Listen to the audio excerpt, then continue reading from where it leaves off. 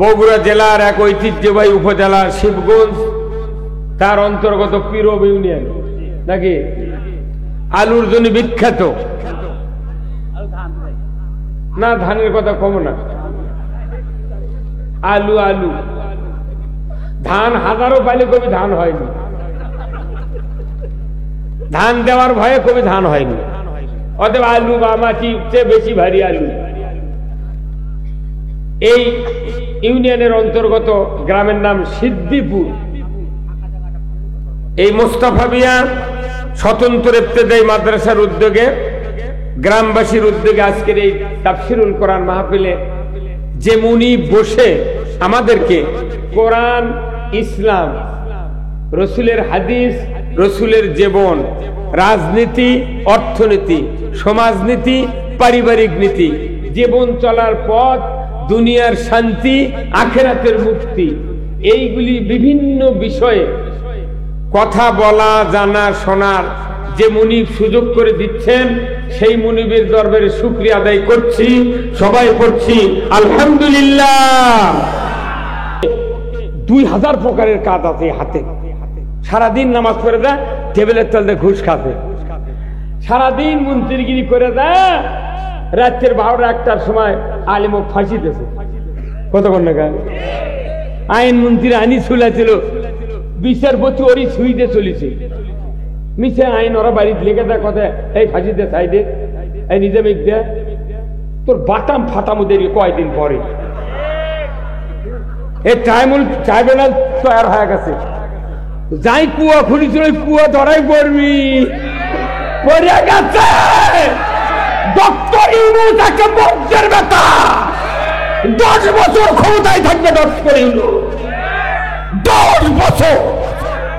আমরা কারুর কোন সরকার, আমিও ক্ষমতা দেব না, ইউনূস তুমি থাকো, মোর সার পোকা মারিয়ে গিয়ে ভোট হবে। কথা কন, কিসের ভোট খারাপ, কিসের ভোট? কেবল গে ওসি, এসপি, পুলিশেরা দাঁড়িয়ে আঁকা ধরছে, কি করছে, দাঁড়িয়ে আঁকলি পুলিশের চাকরি নাই। এখন খালি বড় বড় দাড়ি, কে এই কয়দিন না আকামাতি দাড়ি বড় হয়ে গেছে। ওরা জানে যে এখন ইসলাম আগাচ্ছে, দাড়ি না রাখলে বুদ্ধি নাই। কথা বল, রাষ্ট্রের নেতা যেই দিক, রাষ্ট্র সেই দিক যাতে বাধ্য। এদেশে ইসলাম বিজয় হলে কারোর কি ক্ষতি হবে?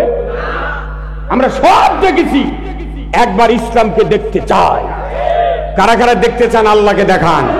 লিল্লাহে তাকবীর, নারায়ে তাকবীর, আল কোরআনের আলো। এই সংসদ কে করে? জেল দিয়ে তোমাকে। খবরদার, বদরের যুদ্ধে রসুল সাহাবীদের কিনে বলেছেন আল কোরআনের আলো সংসদে জ্বালো। এই কোরআন দিয়ে রসুল্লাহ 12.5 লক্ষ বর্গমাইল কোরআন দিয়ে শাসন করেছেন। রসুল যদি কোরআন দিয়ে শাসন করে থাকে, কোরআন দেশ, আপনার কি সলিমুদ্দি হচ্ছেন কোরআন বাদ দেয়া ওই দাদা নানার আইন দিয়ে শাসন করে? কারণ কি? কারণ কি? আমরা আল কোরআনের আলো চালাতে চাই কোথায়? কতক্ষণ কোথায়? আচ্ছা বলুন তো, দেশে যখন শীত আসে মাঘ মাসে, কি শীত, মাঘ মাসে যখন শীত আসে তখন ফজরে ওযু করতে কষ্ট হয় না ভাই? যেরকম হয় কি হয় না?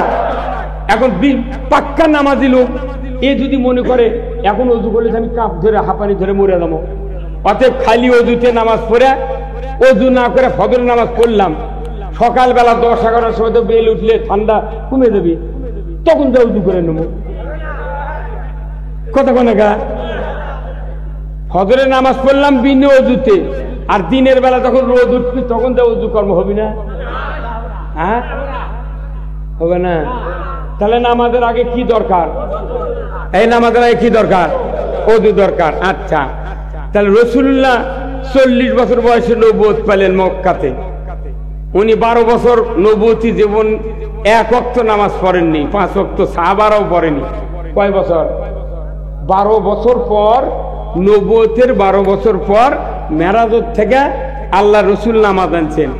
1 বছর খালি 5 ওয়াক্ত নামাজ মক্কাতে পড়ছেন, তাও মক্কার ঘরের মধ্যে 360টা মূর্তি আছিল, ওই দিক হয়ে নামাজ পড়ছেন। কয় বছর? 1 বছর নামাজ পড়লেন। 1 বছর। উনি হিজরত করলেন 13 বছর পর। মদিনে যা উনি কি ভার্সিটি বিশ্ববিদ্যালয় বানাছিল? আগে কেউ মসজিদ বানাছে? কোন খানকা বানাছে? দাড়ি জুব্বার বক্তৃতা করছে? কিছু করেন। খালি পথে আগে ইসলামী রাষ্ট্র ঘোষণা করো। ইসলামী রাষ্ট্র যদি না হয় 99.% ইসলাম মানা সম্ভব নয়। তাহলে হিজরতের পর নবী আগে ইসলামী রাষ্ট্র গঠন করছে, তারপরে মসজিদে নববী তৈরি করেছে।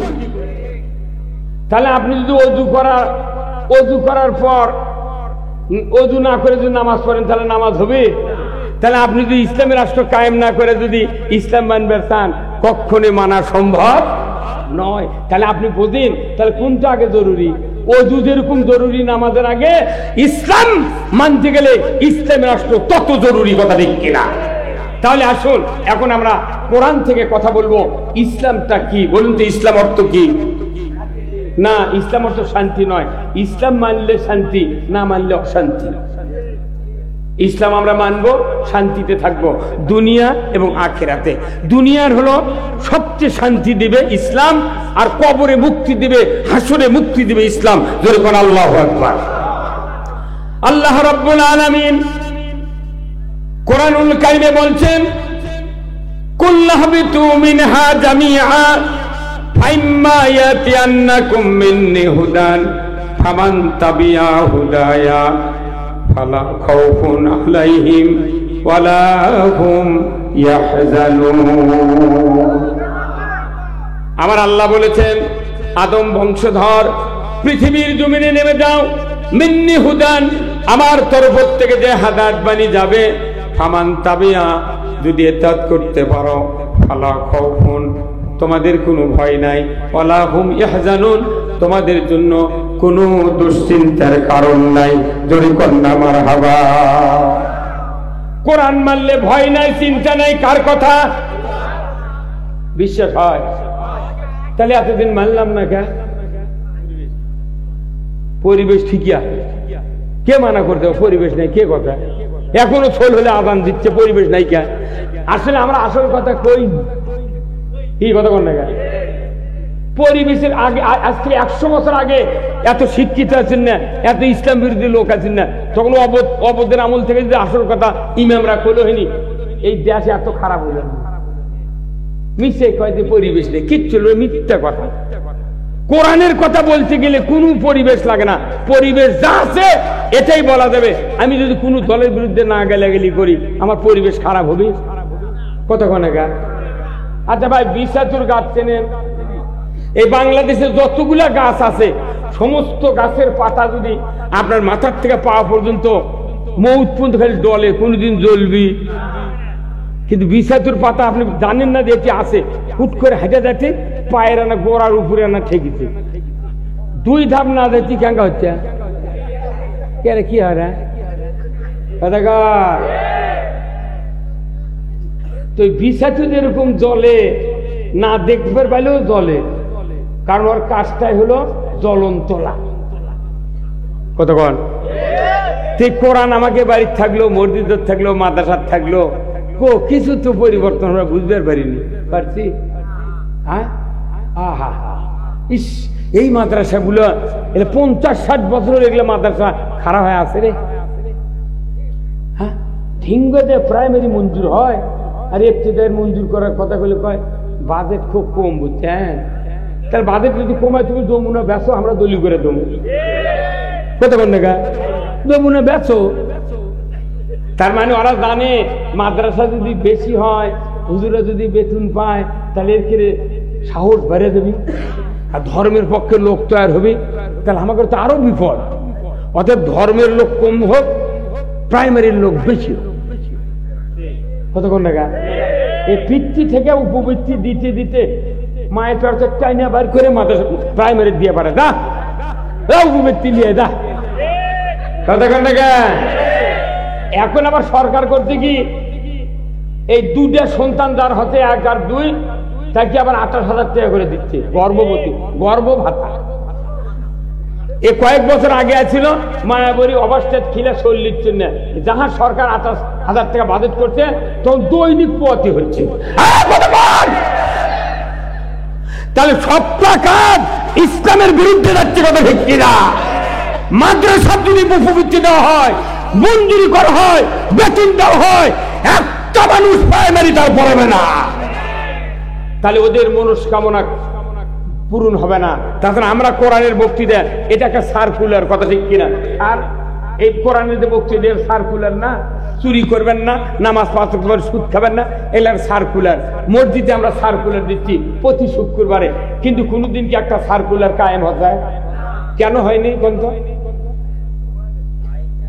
না, যারাই আমরা সার্কুলার দিচ্ছি তার কি হাতে ক্ষমতা নেই? কি নেই?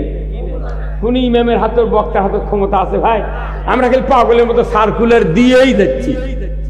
কিন্তু সংসদে নির্লজ্জ দায়ুস, তাম মুসলমান জাতির দুশ্মন মমতাজ মানিকগঞ্জের কতক্ষণ সংসদ একটা বিশাল পবিত্র জায়গা, ওই জায়গায় যারা নাট্যপঞ্চা দিয়া, গায়িকা দিয়া যারা গান করলো, ওই গান সমাজে চালু হয়। দীপুমণি বলল, এই বাংলাদেশে 20 কোটি লোক আছে, বিভিন্ন ধর্মের লোক আছে, সকল ধর্মের বই পুস্তকে সকল ধর্মের ছবি তালিকা দেওয়া দরকার। যার ধর্মের বই শুধু তাই পড়লে হবে না, বৈষম্য হবে। অতএব সবাইকে একাকার করে দিতে হবে। প্রাইমারির বইতে দাও সনাতন ধর্মের ওই দেবদেবীর নামের ছবিটা দিয়ে দাও। আর কি করো? ব্যাংলা পান শিখাও, তিরিং তিরিং সাইকেল চালান শিখাও। অনেক দিন হলে মা বোনেরা আলু ভর্তা বানায়, অনেক মা বোনেরা পেঁয়াজ দেয় না, মরিচ দেয় না, লবণ দেয় না, স্বামীর হাতে বেতন খায়। অতএব প্রাইমারির বইতে আলু ভর্তার প্রশিক্ষণ দিতে হবে।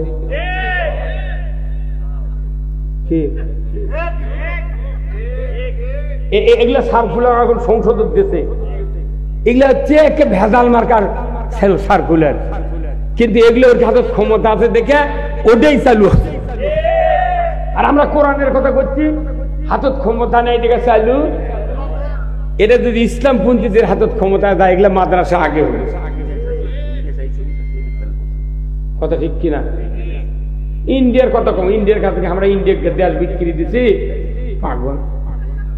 ইন্ডিয়ার কথা কমই না, ওই ইন্ডিয়ার নাম মুখ দিলে আমার মুখ আবার ব্রাশ দিয়ে ধোয়া লাগবে।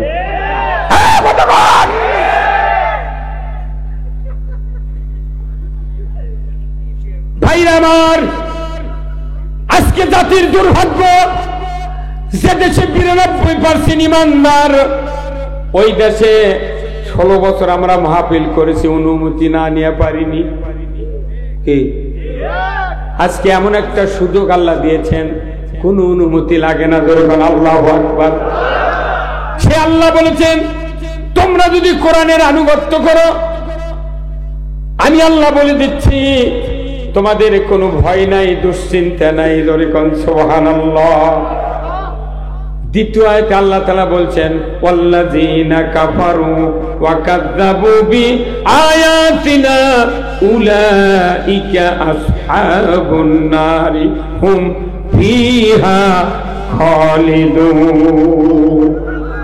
আমার আল্লাহ বলেছেন, ও দুনিয়ার মানুষ, তোমরা যদি কোরআনের কথাগুলিকে অবিশ্বাস করো, মিথ্যা মনে করো, আমি আল্লাহ বলে দিচ্ছি কিয়ামতের দিন তোমাদেরকে জাহান্নামের আগুনের সাথী সঙ্গী হতে হবে।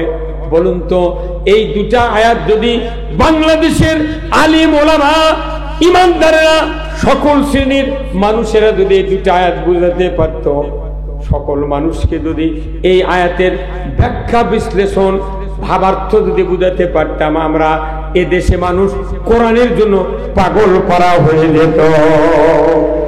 কিন্তু কোরআনের এই কথা বুঝাতে গেলেই আমাদের ব্রেক ধরা হয়েছে, কথা ঠিক কিনা? ব্রেক ধরা হয়েছে। সবার বক্তৃতা করবে আসলে কিছু কিছু নেতা এসে আমার কাছে, হুজুর দেখে শুনে কথা করবেন। দেখে শুনে মানে তার মানে কোরআন দেখে দেখে কথা কওয়ার করছে আমার। তখন আমি বলছি ভাই আমি তাহলে মুখস্থি করে যাচ্ছি, তাহলে তুমি পাশে বসে থেকে দেখে দেখে কয়া দাও, আমি শুনে শুনে বলে পাশে থেকে দেখে আর নেই। মানে আমাকে কেউ পুতুল পাশে পারে কি ভাই? কথা কি ভাই আমার? আজকে বাংলাদেশে 18 কোটি ইমানদার যে দেশে বাস করে, সেই দেশে এখনো যাকাত চালু নাই, সুদ হারাম নাই, পর্দা ফরজ নাই, চুরির হাত কাটার আইন নাই, বাবা গাঁজা খালি 80টা বেত্রাঘাত তাও চালু নাই। মসজিদে জুতা চুরি হয়, মসজিদে জুতা চুরি হবি না, ইমাম যদি চুরি হয় বলে যায় জুতা তো চুরি হওয়া লাগবে। ওই কাফিলের দিন সরকার ঢাকাত কছে শেখ হাসিনা জান্নাতি, জান্নাতি করলু তোর তো এই জাসতি থাকা লাগবে, তুই হারা জোগা ওগুলা তেলবাজি। আবার ওই বাগমারা 15 আগস্টে মোনাজাত করছে এক হুজুর, মাবুদ বঙ্গবন্ধুকে যারা সপরিবারে হত্যা করেছে তাদেরকে জান্নাতুল ফেরদাউস দিয়ে দাও। তুই এই কথা কলু, আমি ওর থাকলে খুঁজে মাটি দিল, তুই কবার কলু কি তুই কলু গিরে? ওই শিক্ষা প্রতিমন্ত্রীর কাছে আল্লাহ বঙ্গবন্ধুকে আল্লাহ তার সপরিবারকে আল্লাহ জাহান্নামের সর্বোচ্চ জায়গা স্থান দেয়। তুই কথা বলি যত মানুষ আমিন পথে ওরা তুই কবুল আদায় কি বিপদ হয়? ওদের গতকালকে ফেসবুকে দেখলাম শেখ হাসিনা বক্তব্য দিচ্ছে, সবাই আল্লাহকে ডাকো, আল্লাহ আল্লাহ করো, জালিমদের হাত থেকে, খুনির হাত থেকে দেশকে বাঁচাও। ওই কথা তাহলে ওই দোয়া আল্লাহ কবুল করতে, সেদিন ও কি তারা আছে? তোদের দোয়া দেয়া তোদেরকে আল্লাহ পলটা দেশে, কারু দোষ নাই। কথা ঠিক কিনা? মুসলিম আমি, সৈনিক আমি, আমি চির রণবীর, আল্লাহকে ছাড়া কাউকে মানি না, নারায়ে তাকবীর। মুসলিম আমি, সৈনিক আমি, আমি চির রণবীর, আল্লাহকে ছাড়া কাউকে মানি না, নারায়ে তাকবীর। বীর মুসলমান ধরো আল কোরআন, ফিরায়া আনো সেই হারানো সম্মান। বীর মুসলমান নারায়ে তাকবীর, আল্লাহু আকবার, তোলো ধ্বনি ধরায়া রাখবার। বীর মুসলমান ধরো আল কোরআন, ফিরায়া আনো সেই হারানো সম্মান। বীর মুসলমান আমরা বীরের জাত। দেশে যদি খালি ইসলাম বিজয় থাকতো, আমার দেশে একজন ইমানদার নামাজ কাদা করতে পারত না। বলুন তো বাংলাদেশে নামাজি বেশি না বেনামাজি বেশি? কেন বেশি হলো জানেন? যে পদ্ধতিতে নামাজ কায়েম হওয়া দরকার সমাজে, সেই পদ্ধতি আমাদের দেশে প্রচলিত নাই। কতক্ষণ এই মুয়াজ্জিনের আযানে, বক্তার বক্তৃতায়, তাবলীগের দাওয়াতে, আর জামাতের দাওয়াতে, আর ওই চরমনায় হেফাজতের দাওয়াতে মানুষ নামাজি হবে না। আল্লাহর কোরআন যা বলছে টু পয়েন্টে তাই মানতে হবে। কোরআন বলছে যা, এত বড় বুদ্ধি, এত বড় পরামর্শ পৃথিবীর জমিনে নাই। আমরা ওই পরামর্শ বাদ দিয়ে ইচ্ছা মতো নামাজ পড়ছি। কিরকম ভাইরা আমার, আল্লাহ রাব্বুল আলামিন এই জাতিকে চরিত্রবান বানানোর জন্য, ফাইসা কাদর থেকে বিরত রাখার জন্য, অশ্লীল থেকে, জুয়া থেকে, চুরি ছিনতাই থেকে বাঁচানোর জন্য আল্লাহ তাআলা 5 ওয়াক্ত নামাজ ফরজ করেছেন।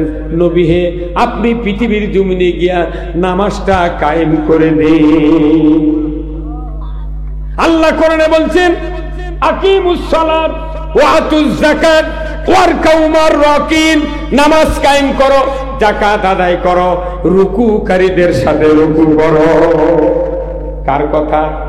তাহলে এখন নামাজের বক্তৃতা 54 বছর ধরে বাংলাদেশে হচ্ছে, 24 বছর পাকিস্তান আমলে হচ্ছে। এই কথা ঠিক কিনা? 190 বছর ব্রিটিশের সময় থেকে নামাজের বক্তৃতা হলো। আজও যে মুয়াজ্জিন মসজিদে আযান দেয় দিনে 5 বার, বছরে 1825 বার দেখা যায় মুয়াজ্জিনের আযান শুনে গ্রামের 6 আনা মানুষ মসজিদে যায়, 10 আনা মানুষ বাড়িতে থাকে। আর একটা সুখবর হলো, যে মুয়াজ্জিন আযান দেয় ওর একটা বেটা জুম্মাত যায় না। কি উন্নতি! হ্যাঁ, কোন মুসল্লিরা কয় না, হুজুর তুমি যে মুয়াজ্জিন মসজিদের, তুমি আযান দাও, তোমার বেটাকে জুম্মাত আসে না, তুমি বাড়াও। হ্যাঁ কথা বল। 30 বছরের মসজিদের ইমাম ইমামতি করে, যে মুতাল্লি বেতন দেয় ওই মুতাল্লি দোয়া কুনুত জানে না। মুসল্লিরা নামাজ পড়ে, ওযুর ফরজ 4টা সিরিয়ালি কভার পারে না। এমন একটা প্রতিষ্ঠান জুম্মা কোনো প্রশ্ন ধরে না, ইন্টারভিউ হয় না, লেখা হয় না, পড়া হয় না। যে মানুষ যেভাবে ঢোকে ওই মানুষ ওইভাবে বার হয় না। রাইস মিলের হলারে ধান দিলে চাউল বাড়ায়, কতক্ষণ রাইস মিলের হলারে ধান দিলে ডেলিভারি মুখ দিয়ে চাউল বাড়ায়। আপনি যদি 3 বার যদি ধান দেন, 3 বারই যদি ধান বাড়ায়, আপনি কই মিলো তার ধান লিয়ে যাবেন? খালি আপনি কি বন্ধ হবেন? আরো মানুষ করবেন, উঠি যাস না ভাই, কতক্ষণ রে উঠি যাস না ভাই, ওর মিলো ধান লিয়ে গেলে চাউল বাড়ায় না। সারা দেশের মানুষ বুঝবি ওর মিল খারাপ, ওর মিলো ধান লিয়া যাব না। ভাইরা আমার, যে মিলত চাল বাড়ায় ওই মিলত ধান দেওয়ার সাথে সাথেই চাল বাড়ালো, প্রত্যেকটা ধান ফেটে ফেটে ওই মিল চাউল বার করে দিল। কিন্তু আপনি চালের মালিক, চাউল বাড়ানোর সাথে সাথে এক ঠিকই হলো, দ্বিতীয় বাকর যখন দেয় তখন আপনার হলারম্যান বলে, ভাই দেখো তো চাউল কিরকম হচ্ছে, এইরকম করে দেবো কি দেব না? তখন আপনি চাউল নিয়ে মুখের ফুটকার দিয়ে দেখেন, ভাই লাল হচ্ছে না সাদা করে দাও। তখন ওই হলারম্যান চোখ বড় বড় করে তাকাছে, মানে উদ্দেশ্য কি যে তুই কাল ঢেঁকি দেবে না খালু, আর আজ 30 হর্সের মোটর দিয়ে দিচ্ছি, তাও তুই আবার সাদা করছু। তখন বললেন, না ভাই ছেলের মাও কষে, বাংলাদেশের মিয়া মানুষের দোয়াই দিলে গিয়া মরদ মানুষ বাঁচিচ্ছে। কতক্ষণ বইয়ের কথা করছে, ভাই ছেলের মাও কষে রে, না সাদা করে দে ভাই। তখন ওই হাতুল নিয়ে ওই ছুরির এই মুড়ে থাক বাড়ি, এই মুড়ে থাক বাড়ি মারলো। তখন করছে দেখো, করছে না হয়নি। তখন আবার করছে চালন 5 মুখে দেওয়া হলো, দেখো হয়নি। যখন ঝাপড়ি সরে ডেলিভারির মুখ দিয়ে যখন বাম হাতের বৃদ্ধাঙ্গুলি চাপ দিয়ে ধরিছে, তখন চাউল সাদা বাড়াছে। তখন করছে ভাই এখন, হ্যাঁ ইনকে বিনে চাপে সাদা হয় নাই।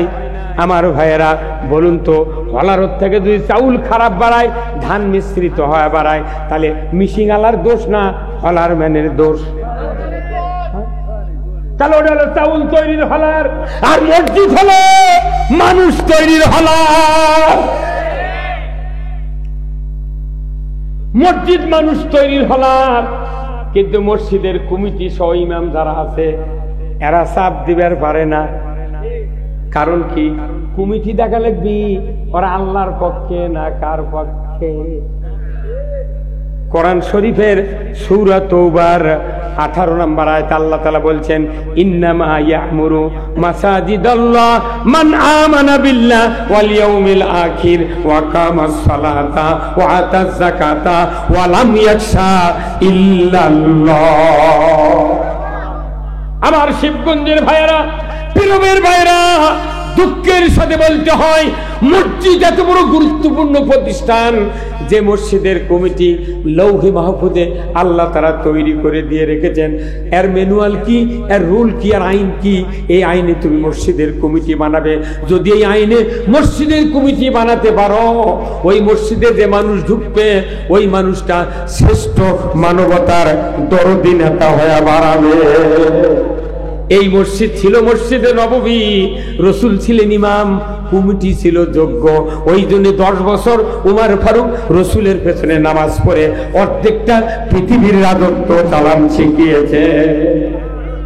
উমর ফারুক গভীর রাত্রিতে মরুভূমির প্রান্তরে ঘুরছেন, হঠাৎ করে দেখে দূর দেশে টিম টিম করে একটা ল্যাম্প জ্বলছে, বাতি জ্বলছে।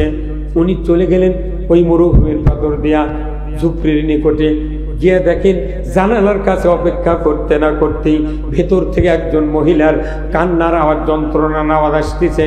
উনি একটু পরই বললেন, ও ঝুপড়ির মালিকেরা, কি দুঃখ কষ্ট বেদনা তোমাদের, কেন তোমরা এত অধর নয়নে কাঁদছো, কি হয়েছে? একজন তো মহিলা, একজন ছেলে। কি হয়েছে বাবা, একটু আমাকে বলো না, কি দুঃখ যন্ত্রণা, কি বেদনা? ভেতর থেকে আওয়াজ আসলো, পথিক আপনার কাজে আপনি চলে যান, আমাদের যে দুঃখ বেদনা আপনার শুনে কোনো লাভ হবে না। উমর ফারুক দ্বিতীয়বার বললেন, বাবারে একটু বলো না, যদি তোমাদের এই দুঃখের আমি যদি একটু ভাগী হতে পারি, তোমাদের দুঃখ লাঘবের জন্য যদি একটু চেষ্টা করতে পারতাম, হয়তো তোমরা উপকৃত হতে পারতে। তখন ভেতর থেকে একজন বেদুইন ইহুদির বাচ্চা বলল, রে পথিক, আমার স্ত্রী গর্ভবতী, প্রসব বেদনা উঠে গেছে, নিমিষের ভেতরে এত তীব্র জটিল হয়ে উঠেছে, এখানে কোনো নারী নাই, মহিলা নাই, আমি তার স্বামী, আমার স্ত্রী বেদনার চোটে কাঁদে, আমি তার সাথে কাঁদনের সহভাগী সহমর্মিতা বোধ করে আমি কাঁদতেছি, এখানে আমার কিছু করার নাই, জানি না সন্তান প্রসবের কি বেদনা, আমিও তার কোনো সাহায্য করতে পারি না।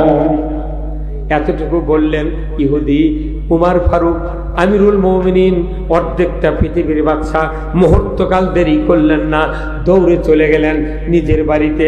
যা বললেন, আব্দুর রহমানের মা, তুমি তাড়াতাড়ি করে ওঠো, ওঠো ওঠো ওঠো, এত তাড়াহুড়ো কেন, কেন আমাকে এত তাড়াতাড়ি উঠতে বলছেন? বলে, প্রাণের স্ত্রী, আজকে জান্নাত আল্লাহ তাআলা বিক্রয় করে দিবেন, তুমি যদি ওঠো জান্নাতটা তুমি কিনতে পারবা। জোরে কন্যা মারহাবা। উমর ফারুকের স্ত্রী বললেন, আপনি তো সারা রাত ঘুরে ঘুরে জান্নাতের জন্য লাফিয়ে লাফিয়ে বেড়াচ্ছেন, দরজায় দরজায় ঘুরছেন, আপনি কেন কিনলেন না? উমর ফারুক বললেন, প্রাণের স্ত্রী, যে জান্নাত আজকের রাত্রিতে বিক্রয় হবে, ওই জান্নাত পুরুষের জন্য নয়, ওটা নারী জাতির জন্য। ওঠো, তাড়াতাড়ি ওঠো, শুকনা নতুন পুরাতন কিছু কাপড় নাও, আমি বাইতুল মালে গিয়া কিছু খুরমা, খেজুর, কিছু জয়তুনের তেল, আটা, গম, জবের কিছু খাদ্য খোরাক নেই, চলো আমরা যাব গভীর রাত্রিতে মরুভূমির প্রান্তর দিয়ে যাব। ওই মরুভূমির ঝুপড়ির ভেতরে একজন বেদুইনের স্ত্রীর প্রসব বেদনা উঠেছে, তার সন্তান ডেলিভারির কাজে তোমাকে সাহায্য করতে হবে। জোরে কন্যা মারহাবা। সেই ফুলেরই রৌশানিতে আরশ কুরসি রৌশন, সেই ফুলেরই রং লেগে আজ ত্রিভুবন জালা, সাহারাতে ফুটল রে ফুল, বলুন, রঙিন গোলে লা লা, সাহারাতে ফুটল রে ফুল। চীনের শিক ভ্রমর বুলবুল, সেই ফুলের ঠিকানাই, কেউ বলে হযরত মুহাম্মদ, কেউ বা কামলি ওয়ালা, সাহারাতে ফুটল রে ফুল, রঙিন গোলে লা লা, সাহারাতে ফুটল রে ফুল। আল্লাহু আকবার। কার লেখা? কার লেখা কোন তো? আল্লাহ আল্লাহ। তিনি ইমামরা একদিনও কয়নি। কাজী নজরুল ইসলাম বাংলাদেশে একটা গর্ব, যার গান গজলের সাথে কোরআনের মিশ্রণ আছে। যে মানুষটা মুসলমানদের দেশে জন্মিল, সেই মানুষ হলো বিদ্রোহী কবি। কথা ঠিক কিনা? ব্রিটিশ বিরোধী একটা গান লেগেছিল কাজী নজরুল ইসলাম, হ্যাঁ ব্রিটিশ, এদের সারবি কিনা বল, যদি না সারিস কিলের চোটে হার করিব জল। কথা ঠিক কিনা? কিলের চোটে এই কথা লিখেছে ব্রিটিশ সরকার। হলো কাজী নজরুল ইসলাম বিদ্রোহী কবি কি স্যার? আর মুখ দিয়ে মুখ ঢেকে আছে, মনে ঘরের সাজ বাঁধিতে। একে মুখই দেখা যাচ্ছে না, আলোক করে করে চোঙ্গা দিয়ে দই ঢুকেছে। ওই তো মুখ দিয়ে খাবার পারবে না, মুখ চালক করে তল্লার মাছের মাছ চোখা করে দই দিয়েছে, লল্লির মধ্যে হয়তো মুসত লাগলে হারাম হবিতে কথা কেন পারে। একই কথা বিশ্বকবি আর কাজী নজরুল ইসলাম ব্রিটিশ দইরা দেবার কথা বিদ্রোহী কবি। আর সেই মানুষের কি গান দেখেছেন, কি গান, সেই ফুল ওই উমার ফারুকের নাকত গন্ধ লেগেছে ওই সেই ফুলের, যে ফুলের নাম মুহাম্মাদুর রাসূলুল্লাহ। 10 বছর নামাজ পড়ার পর পাশে রসুলের নবুয়তের আগে আবু জেহেল যখন সরকারে ছিল তখন ওই রকম নেতারা মানুষের বিটি জেতা নিয়েছে কব্বর ধসে। আর রসুলের নেতৃত্বে যে মানুষ তৈরি হলো সেই মানুষটা মরুভূমির প্রান্তরে একটা বেদুইনের স্ত্রীর প্রসবের কাজে সহযোগিতার জন্য নিজের স্ত্রী নিয়ে যাচ্ছে।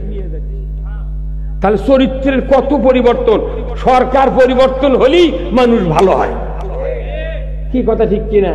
তাহলে সব বাদ আগে এটাই করা দরকার। কথা আগে ওযু করবো, তারপরে নামাজ পড়বো, আগে দেশ গঠন করবো, তারপরে আমি অন্য ইবাদত করবো।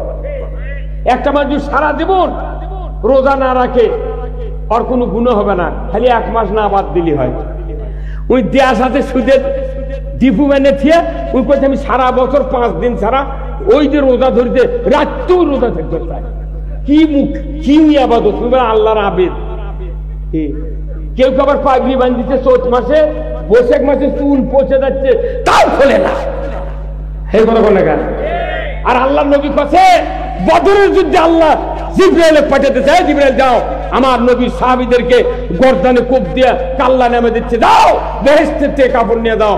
রসুলের সামনে দাঁড়িয়ে মাথা মুড়িয়ে পাগড়ি হিসাবে সোহাত পেছনে ঝুলে দিয়ে দেখায় দিয়ে আসো, অতি তাড়াতাড়ি যেন রসুলের সাহাবীরা এইভাবে মাথা মুন্ডুন করে মানে মুড়ায়া নেয়, তাহলে একটা তরবারির আঘাতে তাদের গর্দান কাটবে না। ঠিক কিনা? বদরের যুদ্ধে পাগড়ি না হাতে, যে পাগড়ি দিয়ে ইসলাম বিজয় হয় না, যে দাড়ি দিয়ে ইসলাম বিজয় হয় না, যে নামাজ দিয়ে ইসলাম বিজয় হয় না, যে রোজা দিয়ে ইসলাম বিজয় হয় না, যে হজ দিয়ে ইসলাম বিজয় হয় না, যে সুফিগিরি দিয়ে ইসলাম বিজয় হয় না, এই সুফিগিরি, এই হজ, এই পাগড়ি দিয়ে আল্লাহ জান্নাতে যাওয়া যায় না। ওমর ফারুক স্ত্রীকে নিয়ে যাচ্ছেন।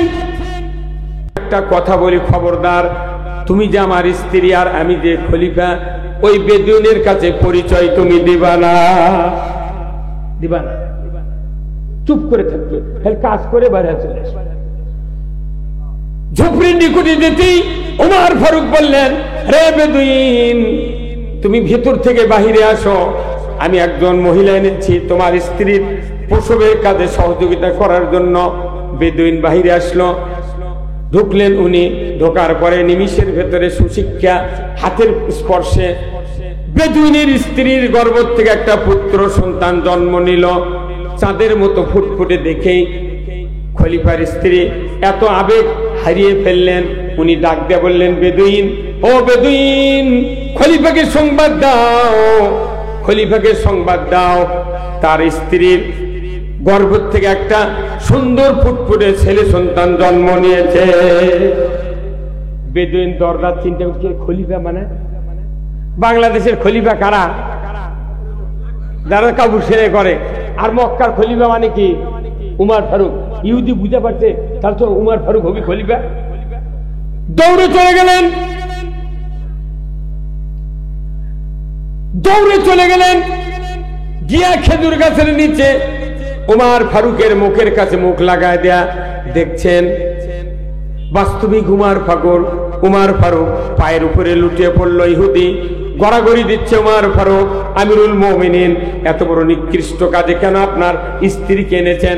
আমার মতো ইহুদি মরে যায়, পচে যায়, গলে যায়, আপনার কোনো ক্ষতি হতো না, কি কারণে এই কামটা করেছেন? আপনি আমাকে মাফ করুন, আমি বলেই তো আমি আপনার ক্ষতি করেছি। উমর ফারুক 2 হাত দিয়ে ইহুদিকে বুকের সাথে জড়িয়ে ধরে বললেন, ও ইহুদি, ও বেদুইন, তুমি চিন্তা করো না, কোন জাতি বলে হিংসা নিন্দা নাই, এটা আমার রসুলের শিক্ষা। দরকার মারহাবা, এটা রসুলের শিক্ষা। তোমার স্ত্রীর কষ্ট শুরুর আগে আমি তোমাকে সাহায্যের হাত বেরিয়ে দিতে পারি নাই, এই জন্য আমি তোমার কাছে ক্ষমা প্রার্থী, যদি ক্ষমা না করো কিয়ামতের দিন আমি আসামির কাঠগড়ায় আমাকে দাঁড়াতে হবে। এই কথা বলার সাথে সাথেই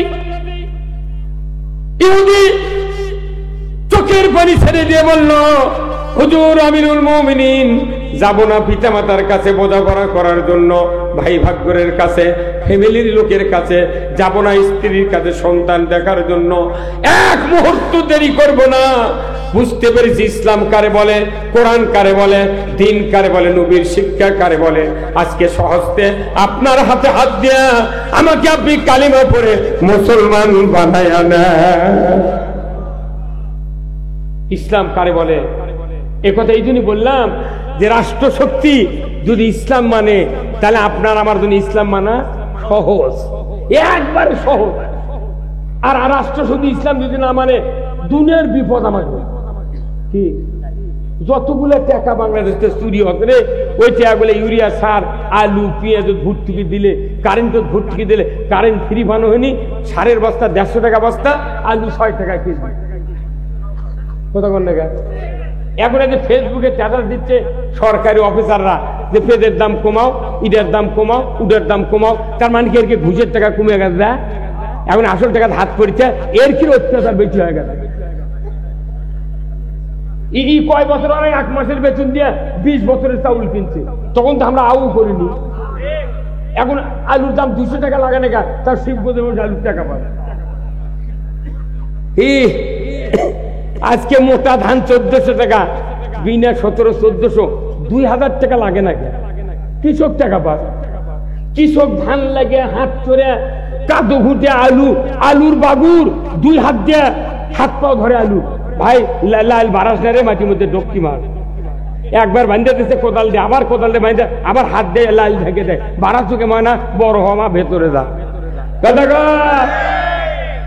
এত কষ্ট করে আলু লাগে।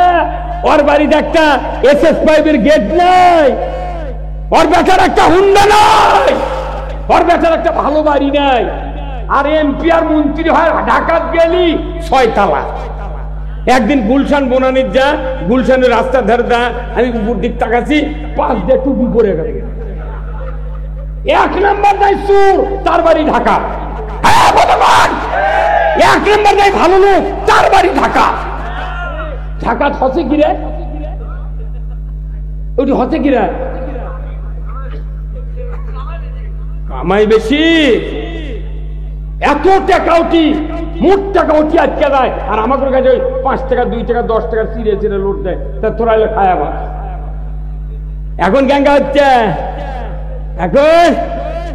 এখন এই যে পুলিশ ধরে লেগে চেকিং করছে, মোটা করে একটু লিঙ্কিং করছে। আমাকে নেশা করে ডান্ডা বেরি, তারপর দড়ি লেগে লিয়ে গেছে। আর এরপর কেমন খালি লিয়ে দিচ্ছ কে বাপরে, দীপুমনি সিংহের গাড়ির থেকে নামিতে করছে ফিটনেস বিহীন বিএনপি, লাইসেন্স বিহীন জামাত, মেয়াদ উত্তীর্ণ ঐক্যফ্রন্ট। এটা শুনেছি বুঝছেন? আমি চিন্তা করি বাপরে, ওই আগলে ক্যাসিড বাঁধা চৌকি নামাচ্ছে পুলিশের গাড়ির থেকে, আর ওটা শুনেছে। এই শোনেননি আপনারা? ওই মনে করছি এটা বোধহয় কেউ শুনবে না, এটা বোধহয় রেকর্ড করে ছুবে না। এখন কি হচ্ছে বললে না, আমরা করছি ওরকম কোনো ডান্ডা বেরিয়ে দেবো না, এমনি খালি ঘুরাবো, কষ্ট যাতে না পাক। ঘুরে ঘুরে ঘুরে ঘুরে আল্লাহ করে আস্তে আস্তে আস্তে আস্তে হবি। কি না, কেউ যদি গর্ত করে কাউকে বিপদত ফেলার জন্য, ওই গর্তটা আল্লাহ তাক ফেলে দেয়। আল্লাহ রসুলকে গর্তের মধ্যে ফেলে দেওয়ার জন্য আবু জেহেল বুদ্ধি বার করছিল, একে কুয়া খুঁড়ে উপরে আনা সোলার মতো কিছু দিয়া আমান পাখি পারে চোখে। এখন ওই রসুলের ডাক্তার দিয়ে আমাদের ডাকিচ্ছে, তোর চাচা আসছি ডাকিচ্ছে, রসুল আসিচ্ছে, রোজ তো রাস্তার মধ্যে দিয়ে আসছি, কিন্তু জিবরাইল আসে কানে কানে কথা, মোহাম্মদ হে আল্লাহ রসুল, আপনি জানেন সোজা যান না, ওই যাওয়ার সময় দেবেন ডান ধার দিয়ে, ওই পাটির উপরটাকে ধার দিয়ে দেবেন, তাহলে ওটির গর্ত নাই। এই কুমিল্লা চলে যাচ্ছে। অনেকক্ষণ বক্তৃতার পর উনি মনে করছে যে গপ্পটপ কর্ণ উনি ভুলে গেছে, তাহলে মধ্যে দিয়ে যাবে। কিন্তু জিবরাইল যে আগেই করা দিয়েছে, যাওয়ার সময় আবার ওই বাঁ ধার দিয়ে দেবেন। তোর আবু জেহেল কোথা থেকে পড়লো না, কেন ওর খেলা সামনে করতে পড়বি, ওই সেই মরদ সেই মারণ তখনকার মোবাইল আছিল জিব্রাইল, আর এখনকার জিব্রাইল হচ্ছে ওই বাপের সাক্ষাতে ম্যাডামের সাথে গপ্প করছে। হ্যাঁ হ্যালো, আচ্ছা আচ্ছা ঠিক আছে, কখন? আচ্ছা হ্যাঁ। তোর বাপে করছে বা কার সাথে গপ্প করলো? করছে স্যারের সাথে। ওটা কি স্যারের সাথে কত? এই যে শীত আসছে, যুবকের জীবন শান্তি, বালসের সাথে টাচ মোবাইল কাজ করে থিয়া এখন তো কথা কওয়া লাগে না, খালি মেসেজ লেগে খালি ঠেলা মারছে। জানলা দরজা বাড়ির গেট মোট বন্ধ, ছাঁক করে বাইরে গেছে মোলাম গাড়ি।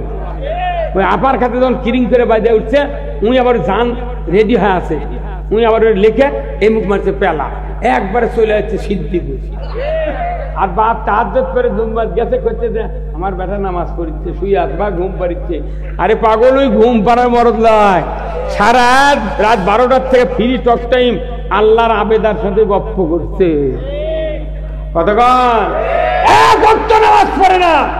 সরকার যদি নামাজ কায়েম না করে, আমার আল্লাহ বলছেন আল্লাযীনা ইম্মাক্কান্নাহুম ফিল আরদ আকামুস সালাতা ওয়া আতাউয যাকাতা ওয়া আমারু বিল মারুফ ওয়া নাহু আনিল মুনকার ওয়া লিল্লাহি আকিবাতুল উমুর। জোরে কন্না মারহাবা। আমার আল্লাহ বলেছেন, ও পৃথিবীর মুসলমান, যদি তোমরা কোন দেশের প্রধানমন্ত্রী হও, রাষ্ট্রপতি হও, সরকার হও, প্রেসিডেন্ট হও, ক্ষমতায় যাও, আমি আল্লাহ বলে দিচ্ছি 4টি দফা চালু করবে। 1 নম্বর নামাজ কায়েম করবে, 2 নম্বর যাকাত আদায় করবে, 3 নম্বর ন্যায়ের আদেশ করবে, 4র্থ নম্বর অন্যায়ের নিষেধ করবে। এই 4টি দফা দুনিয়ার কোন সরকার যদি জমিনে কায়েম করে, আল্লাহর ইজ্জতের কসম, পৃথিবীর জমিনটা হবে জান্নাতের জমিন। আমাকে বক্তৃতা নামাজ কায়েম হবে না ভাই, নামাজ কায়েম করবে সরকার। কে? তাহলে এই বক্তৃতা দিয়ে লাভ কি? তাহলে মসজিদে এতবার আজান হচ্ছে, নামাজ খুব মুসল্লি গো, শুক্রবারে যত মানুষ নামাজ পড়ে 10 আনায় 5 ওয়াক্ত পড়ে না। আমি মসজিদে ইমাম করছি 46 বছর হলে, আমার মসজিদে আমি ডাইরেক্ট বলি যে যারা যারা 5 ওয়াক্ত পড়েন সামনের কাতার দাঁড়ান, দ্বিতীয় কাতার দাঁড়ান, লোক যারা বাঁচছে দ্বিতীয়, তৃতীয়, যারা খালি শুক্রবারে পড়েন বাইরে বারান্দার দেওয়া থাকে। এই কি মানে এর জন্য জুম্মা বড় করে লাভ কি? মানে এর জন্য জুম্মা বড় করে 1 ওয়াক্ত নামাজ পড়ে না। এই গায়ে 2 কোটি টাকা করে জুম্মা বড় করে কারেন্ট দিয়ে, বাথরুম দিয়ে, টাইলস দিয়ে, মনে হচ্ছে পরিজিন পরির জুম্মা বানাতো। লাভ কি হলো? কি লাভ? জানাজা যদি মানুষ যায়, মাইকিং করলো, 5,000 লোক হলো, তাই 12 আনা লোকই দেয় নামাজ। যাই মরিছে ওর বেটা গামছা মাথা দিয়ে জানাজা খারাপ হয়, টুপি নেই, ওর বাড়ি জানাজা করার মানুষ নেই। মানুষের তফাত থেকে মুন্সি এটা জানাজা করছে, কেন অন্য মানুষের বেটা তোর জানাজা করলে তোর ওই কান্দনা শুয়ার কত জানাজার ভুল করছে, নিয়তি হয় না। ওরে তো খালি জোরে হলে নি জানাজার নিয়তি, জোরে হলে নি যে নাওয়াইতুন আরবা ওয়াদ্দি আরবা তাকবীরাতে সলাতিল জানাজাতে ফারজিল কিফা আসসালামু লিল্লাহি তাআলা ওয়াসসালাতু আলান নবী ওয়া দুআ লিহাযাল মাইয়িতি ইক্তিদাতু বিহাযাল ইমাম। এর জোরে জোরে কওয়া লাগলো হনি মেলা ইমাম ভুল করলো। আবার ছানা কবার লাগে জাল্লা ছানা উকা কোয়া লাগবে, উডাও কইলেন না। শিশু মানুষের জানাজা কি করা লাগিছে সেটাও মেলা মুন্সি জানেন, আমি ধর্ষণ একদম। তাহলে এগুলো কি পয়মাল হচ্ছে? আবার আপনারা আমরা যে জানাজা করছি, কমপক্ষে 60 বছরে 200টা জানাজা করেছেন। আপনি যদি জানাজার দোয়া না করে থাকেন, দরুদ পড়েননি, দোয়া পড়েননি, কিছু করেননি, তাহলে আপনার জানাজার মানুষ কি দোয়া পড়বি? আপনিও ফাঁকা বেলতে গোল মারছেন, আপনারটাও ফাঁকা বেলতে গোল। তো এই জানাজা শেখার জন্য যে মাদ্রাসা, তাহলে এই মাদ্রাসার থেকে যে সন্তান বাড়াবি আপনার জানাজা করতে পারবে। এখন আপনার প্রতি ভাই মাদ্রাসা দিয়ে দো, স্যার আমার কি অনুরোধ করে করো, আপনার সোল দেন, আমি টাকা বেতন যা লাগে দেব, এইরকম লোক পাবেন। কিন্তু একটা দুঃখ আমার, ইনি অবসরপ্রাপ্ত হয়ে গেছেন, ইনার যখন চাকরি ছিল তখন এটা কামেল মাদ্রাসা করা লাগলো। 30-এ বিদ্যা 40-এ ধন, এরপরে লণ্ঠনা ঠন্ঠ।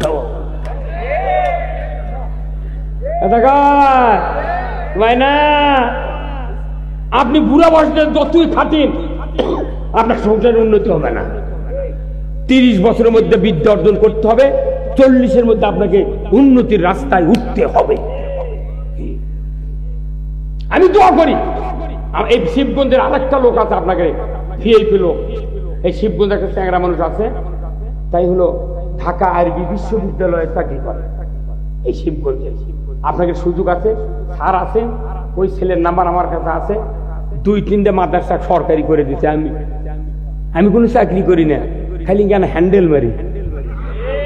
আমি কমপক্ষে 20টা রাস্তা করে দিছি, ঢাকার থেকে ফোন দিয়ে 20টা রাস্তা করে দিছি। খালি এই অধম।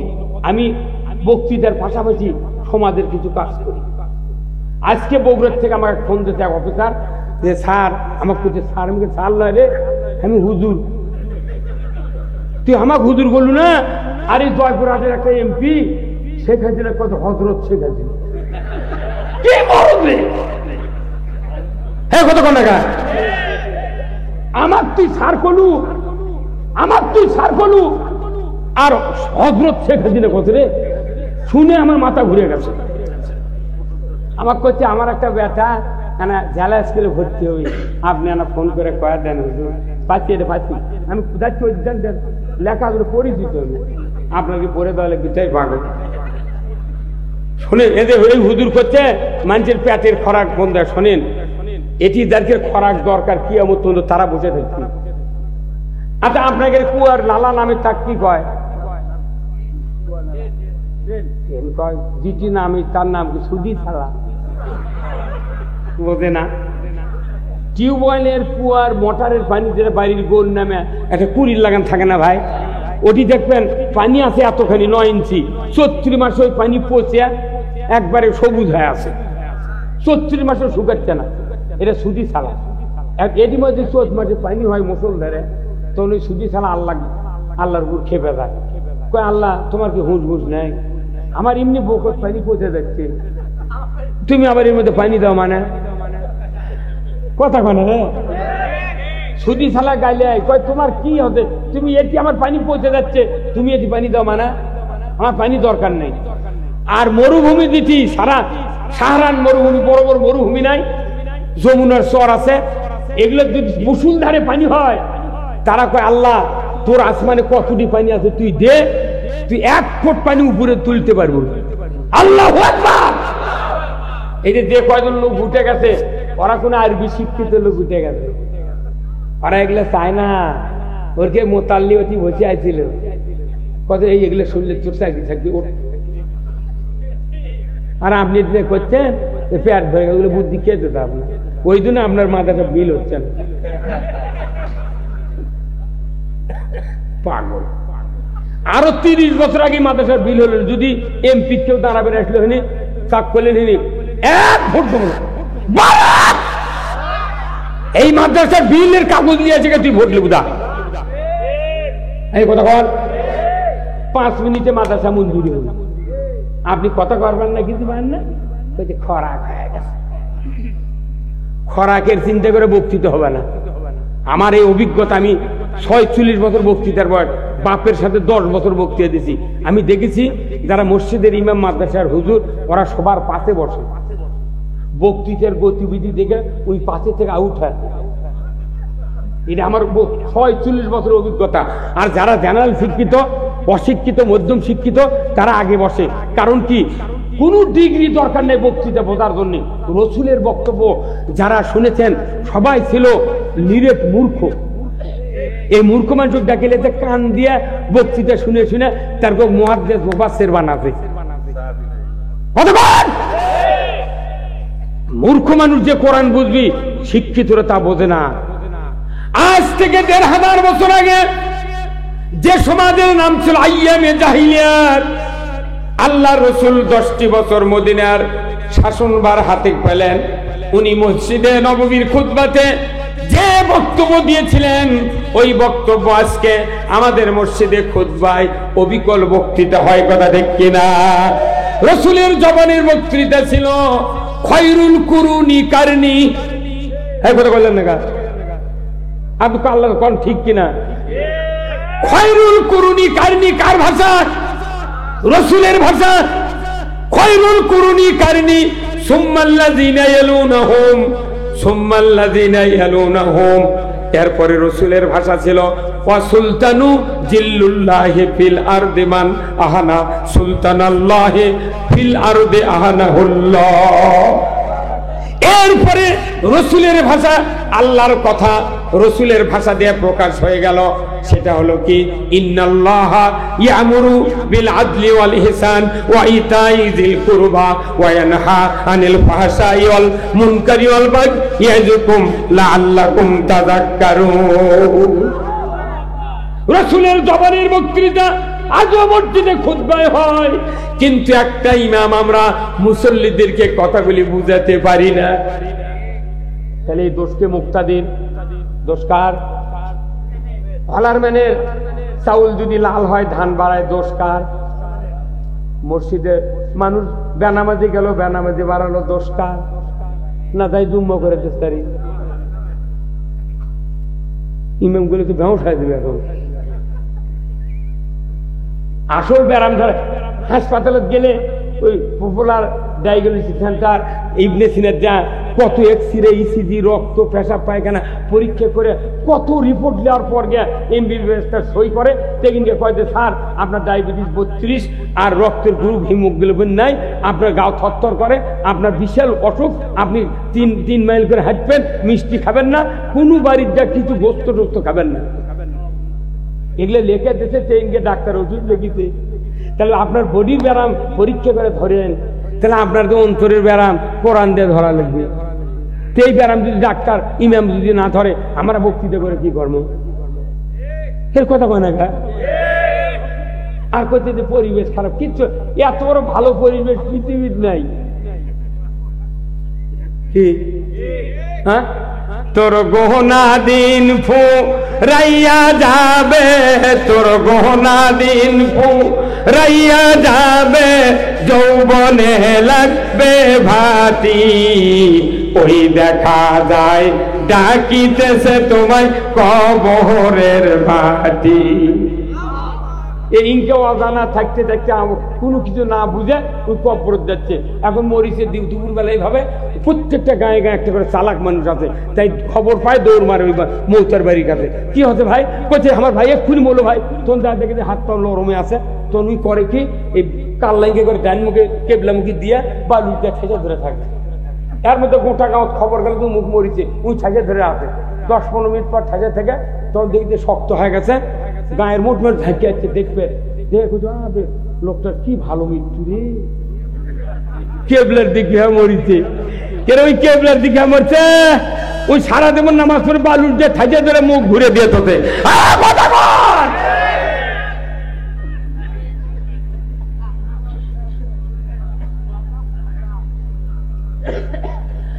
ভাইরা আমার, আল্লাহর নবী বলেছেন খয়রুল কুরুনি কারনি, আমার যুগ হলো সারা যুগ। আল্লাহু আকবার।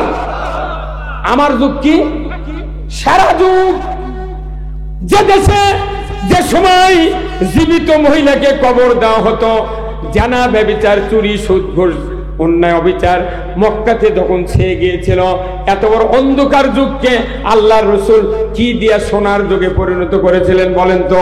কি দিয়া? ধরে কোন কি দিয়া? তাহলে কোরআন দিয়ে কেমনি পরিবর্তন হলো? এর আসল কথা হলো, আমার আল্লাহ বলেছেন ওই সময় যে মূর্খ মানুষেরা ছিল তারা কোরআনের আন্ডারে ছিলেন। জোরে বলুন ঠিক কিনা? ওই সময়কার মূর্খ মানুষ কোরআনের আন্ডারে ছিলেন, ওই জন্য সমাজটা সোনার যুগে পরিণত হয়ে গিয়েছিল।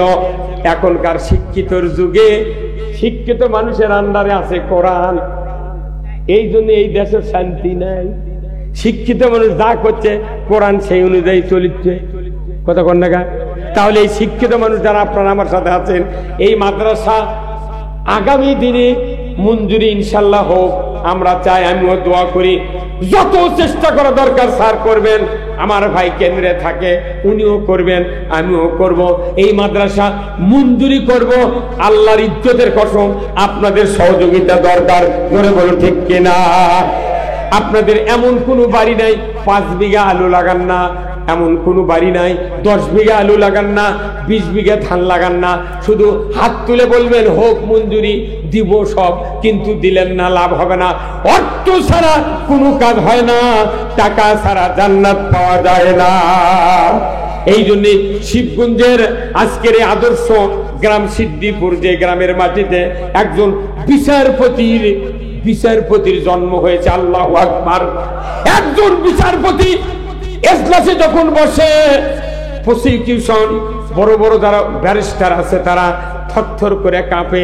ওই বিচারপতির এক কলমের টিক চিহ্ন দিয়ে একজন মার্ডার কেসের আসামির জামিন হয়। করে কি কমতা বিচারের কাঠ গড়া? বাপরে বাপ। এই সার যদি খালি কয় ওয়ার্ডার ওয়ার্ডার, কি তাই না? সেই মানুষ আমাদের কাছে বসে আছে, গাওয়াত লাগিচ্ছে না। পুলিশ, র্যাব, ব্যারিস্টাররা কাঁপন উঠে যায় বিচারপতির। আমি নিজে 9টা মামলার লিছি, জামিন লিছি, 80,000 90,000 করে 14টা মামলা লেগে দেশ ধরিচ্ছি। হাইকোর্ট ভাই আবিদ আলী নামে একটা ব্যারিস্টার আছে বুঝছেন, ওই ব্যারিস্টার বুড়া মানুষ আমার এই জামিন করে দেশে। টাকা রে কে এতই টাকা লাগে করে জামিন নিতে? আমার তো কেউ নেই ভাই, এই যা মরে গেছি। কয় হুজুর 80,000 লাগবি না, পরে 1 মাসে সভা করে টাকা নিয়ে যাচ্ছি। চলবো করবো আলু ভাতটাতে ভাত খা, আমি জামিন নিয়েছি। মোট টাকা নিয়ে ঢাকা দোয়া দিয়েছি। আল্লাহ, ও আল্লাহ তুই বাঁচা, আল্লাহ জাতিক বাঁচা। ঠিক আমার কয় হুজুর আপনি জেলে তুলছিলেন, দোয়া করতে। হুজুর তোর দোয়া দিয়ে বাড়াইনি, টাকা দিয়ে বাড়াই। তুই আমার টাকা কম দেওয়ার জন্য ওগুলো কয়।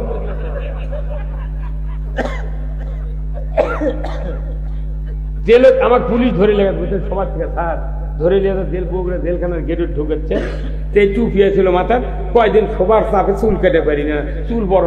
আমাদের মাথা তো ওই টাকলা মুরাদের লাগান নয়, কামরুল ইসলাম ওই আইনমন্ত্রীর লাগান। আমাকে মাথাতে এখনো চুল এসে হাতি বাঁধে ছিল, উঁকড়ে বের করবে না, আমারটাই নেলে দেবে তো উঁকড়ে নেবে, সেই মরো দেবে। তখন ওই চুল বড়, জেলখানা ঢুকেছি, গেটও দিক করছে। এক পুলিশ, হুজুর টুপি খোলেন কে? করছে না কাম আছে। কি কাম? করছে চুল দেখ। টুপি খুলিছি, করছে হুজুর চুল দেয় না, হাত দেয় না, চুল বাড়ি দেন কে?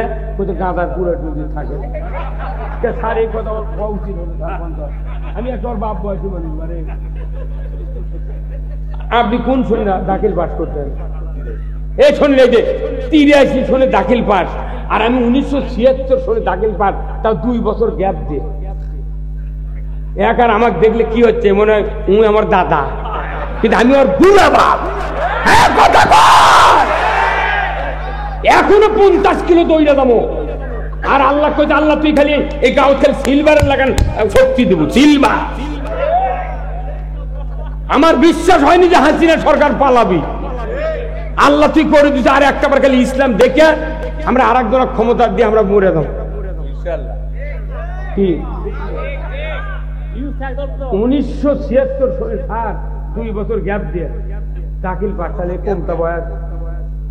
আর এটা 83, কোনটি 76 আর 83, 4 বছর আর 7 বছরের পরে,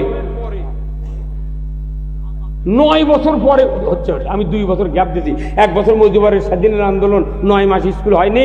আর 1 বছর আপগ্রেড ভর্তি হয়। পরে আমি বললাম বাপক, আব্বা আমি মাদ্রাসাত পড়বো। বাপ করছে বা 7টা বেটা মুটি মাদ্রাসাত পড়বো, তুই না হাই স্কুলে পড়, তোর বুদ্ধি বেশি। আমি আগে যাবো মাদ্রাসা। আল্লাহু আকবার। আল্লাহ রাসূল বলছেন, আল্লাহ যার কল্যাণ চান তাকে কোরআনের জ্ঞান দেন। ভাইরা আমার, কেন মাদ্রাসা করবেন না? কেন সন্তানকে আপনি মাদ্রাসায় দিবেন না, আলেম বানাবেন না? যে বাবা মাদ্রাসায় দিয়া চরিত্র গঠন করে ছেলেকে নামাজি বানালেন না, কোরআন পড়ানে বানালেন না, আপনার যে দুর্ভাগ্য, শুধু দুর্ভাগ্য নয়, আপনি পিতা হিসেবে আপনার ব্যর্থ জীবন। আমার রাসূল বলেছেন, বাপ যখন মারা যাবে, মা যখন মারা যাবে, ওই সন্তান নিজের যদি একজন হাফেজ হয়, ওই হাফেজ বেটা মরণের সময় যদি বাবা মার কাছে কোরআন পড়তে পারে, ওই সময় শয়তান ডানে বসবে বাবার সুরতে, বামে বসবে মায়ের সুরতে। বাবা বলবে, 50 বছর আমি মাথার ঘাম পায়ে ফেলে তোমাকে লালন পালন করেছি রে বেটা। ও বেটা, আমি মরণের সময় ইহুদি হয়ে মরে গেছি, তুমি ইহুদি হয়ে মরো। বা মা বলবে, 10 মাস 10 দিন উদরে ধারণ করেছিলাম, তোমাকে আমি দুগ্ধ পান করাইছি 2.5 বছর, 5 বছর বেতনের কাজ, কলিজার পরে করে শীত তোমাকে নিবারণ করেছে বেটা। রে বেটা, আমি মরণের সময় নাসারা ধর্ম গ্রহণ করে মারা গেছি, তুমি নাসারা হইয়া মরো, তোমার ভালো হবে। আল্লাহর নবী বলেছেন ওই সময় যদি নিজের একটা সন্তান হাফেজে কোরআন আলেম বেটা যদি থাকে, এই মাদ্রাসায় পড়ে কামেল পাস করবে, আপনার বেটা ওসি হতে পারবে, এসপি হতে পারবে, মেডিকেলে পড়তে পারবে। এত সুযোগ পাওয়ার পরে যারা মাদ্রাসায় পড়ে নিজের সন্তানকে ইমাম বানালেন না, কোরআন পড়নেওয়ালা বানালেন না, এই সন্তান যদি কোরআনের সূরা ইয়াসিন তেলাওয়াত করতে থাকে, রাসূল বলেছেন নিমিষের ভিতরে ওই বাবা বুঝতে পারবে এই তো আমার সেই সন্তান, যাকে আমি সিদ্দিপুর দাখিল মাদ্রাসা ময়দানে গিয়া মাথায় পাগড়ি নিয়ে আমি তাকে আলিম বানায়া কষ্ট করে লেখাপড়া শিখিয়েছিলাম, আমাকে আজকে কোরআনের সূরা ইয়াসিন তেলাওয়াত করে শোনাচ্ছে। রাসূল বলেছেন শোনার সাথে সাথেই শয়তান ভাগিয়ে যাবে। মদিনার থেকে রাসূল এসে বলবেন, ও আমার সৌভাগ্যশীল উম্মত, তোমার ভয় নাই, চিন্তা নাই, আমি রাসূল, আমার চেহারা দেখো আর কালেমা পড়ে পড়ে তুমি ইমানের কোলে ঘুমিয়ে যাও। কোরআন শিখো, শিখাও ছেলে মেয়েকে, ওহে মুসলমান, জান কবজের কালে তোমার হইবে আসান, জান কবজের কালে তোমার হইবে আসান। কোরআন শোনা ছাড়া মৌতের সময় জান আসানের সহিত কারো কবুল হবে না, কবজ হবে না। আপনার বেটা নেই, বিটি নেই, কেউ কোরআন ফিরে পারে না, ওই মসজিদের ইমাম মাদ্রাসার হুজুরক ডাকে আনতে আনতে দেখেন ওই আলু তুলবের কাছে, ধানত বীজ দিবের কাছে, ডুব দিয়ে ওগুলো আনতে আনতে মোলাম গাড়ি পার হয়ে যাবে। আদরেন জানলে লাভ কি হলো? লাভ কি হলো? আপনার বেটা একটা যদি থাকে কোরআন পড়বে, আপনার ইমানের মৃত্যু হবে। আর আপনার জানাজা যদি আপনার বেটা করতে পারে, রাসূল বলছে ওই খাটনিতেই তোমার পিতা মাতার জীবনের সব গুনাহ আল্লাহ মাফ। কয়জনের ঘর আছে জানাজা করার লোক কোন তো? কয়জন আছে? এই যে স্যার, আমার এই হুজুর, আমার এই সিরাজি ভাইয়ের পিঠত যদি চুলকায়, যে বড় পিঠ, হয়তো হাতও বাচ্চা না, কথা ঠিক কিনা, ডান হাতও বাচ্চা না, বাঁ হাতও বাচ্চা না, দরকার হলে বেকারে বাড়ির বাইরে গেলে ইটের ঘরের কানি আছে এইভাবে, ওটিটা বড় মানুষ এইভাবে পিঠ মোষের লাগান চুলকান লাগবি। কিন্তু ওনার যদি ডায়াবেটিস থাকে তাহলে ভয় হচ্ছে যদি ছিলে যায়, চুলকানি যদি ওঠে তো ও তো দেখবে না, কিছু তার সমানে ডলবি, যদি কাটে দেয় ঘাও শুকাবে না। উনি ঘুরে আসে বুদ্ধি করে, ওনার স্ত্রী বলছেন আব্দুল সাত্তারের মা ওনার চুলকে দাও তো, তখন ওনার স্ত্রী এক হাত দিয়ে চুলকে দিচ্ছে, কিন্তু দেখা যাচ্ছে জিটি চুলকাচ্ছে ওনার স্ত্রীর হাত। তার কারণ কি? একজনের হাত একজনের শীত মিল খাবে না তো। তখন ইনি রাগ করে বলছে, আরে এটি তো কি লেখা আছে, এটি চুলকাচ্ছে লেখা আছে। ওনার স্ত্রী আবার দুই হাত দিয়ে নিচ্ছে, তাও আসল দেখা যায়নি। কথা কয়? এখন শোনেন, তাহলে ওই হাতটা যদি, ওনার হাতটা যদি চুলকানের জায়গা খুঁজতো, চুলকে চুলকে চামড়া কাটিছে, গোস্ত কাটিছে, রক্ত বাড়াচ্ছে, তাও করছে আর না চুলকে। ভাইরা আমার, নিজের হাতে নিজে খাজানির জায়গায় যদি চুলকান যায়, যেরকম মজা পায়, আমার রাসূল বলেছেন এমন একটা সন্তান তুমি তৈরি করো যে সন্তান মৃত্যুর পরেও কিয়ামত পর্যন্ত তোমার আমলনামায় সওয়াব দিয়ে দেয়। ইজা মাতাল ইনসানু ইনকাতানহু আমালু ইল্লা মিন সালাসাতিন ইল্লা মিন সাদাকাতিন জারিয়াতিন আও ইলমুহু ইয়ানতুবিহিন নাস আও ওয়ালাদুন সালিয়াদু লাহু। মানুষ মরে যাবে, সমস্ত আমল বন্ধ হয়ে যাবে, তিনটা আমল জারি থাকবে। এক নম্বর সদকায়ে জারিয়া, মসজিদ, মাদ্রাসা, স্কুল, কলেজ, কালভার্ট, ব্রিজ, বৃক্ষরোপণ।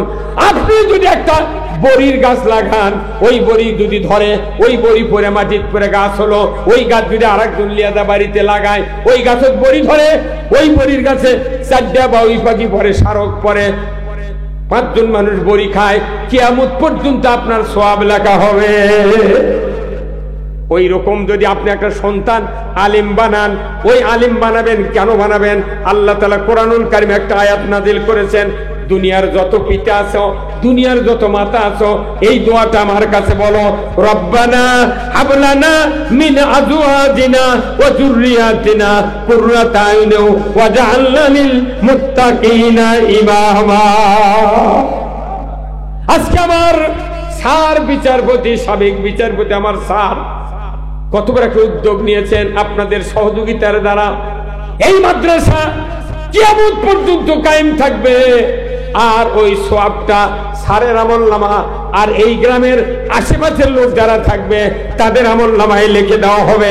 আমার রাসূল বলেছেন, এখান থেকে যদি হক্কানি একজন আলেম বের হয়, কামেল পাশ করে, মুফতি হয়ে, দাওরা হয়ে এখান থেকে পাশ করে, এমন একজন আলিম হবে, ওই আলিমটা যদি হক্কানি আলিম হয়ে যায় এই গ্রামেই বাস করবে।